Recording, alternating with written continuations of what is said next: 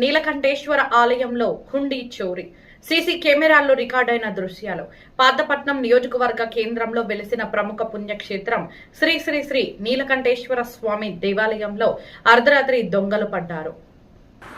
అర్ధరాత్రి ఈ రోజు తెల్లవారుజామున సుమారు 4 గంటలకు ప్రాంతంలో ఇద్దరు గుర్తు తెలియని వ్యక్తులు ఆలయ ప్రాంగణంలోకి చొరబడి హుండీని పగులగొట్టి నగదును అపహరించుకుపోయారు.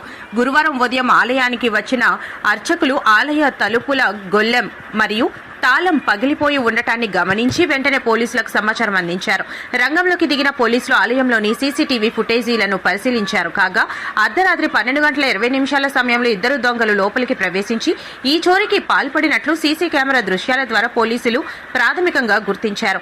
ఆలయ హుండీ నుండి సుమారు 10,000 రూపాయల వరకు నగదు చోరీకి గురైనట్లు ఆలయ అర్చకులు పోలీసులకు తెలిపారు. ఘటనా స్థలానికి చేరుకున్న పోలీసులు క్లూస్ టీంను రప్పించి ఆలయ పరిసరాల్లో వేలిముద్రలు ఇతర ఆధారాలను సేకరించారు.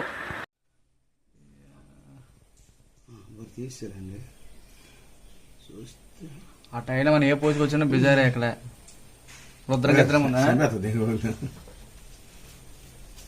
ఎవడు రుద్రం గద్రమైన వచ్చి వాడితో వేసేస్తారు ముందు పొర మీద.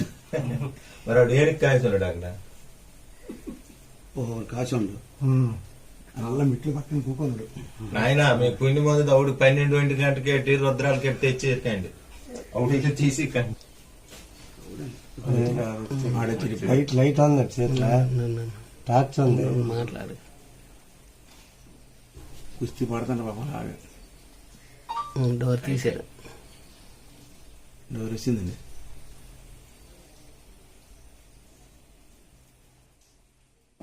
అది రేడియం ప్యాంట్ అండి.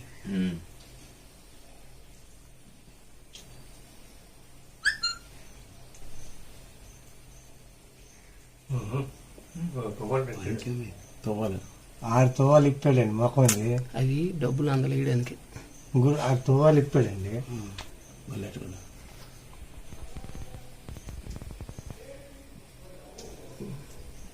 పూర్తి రాలేదు డోరు.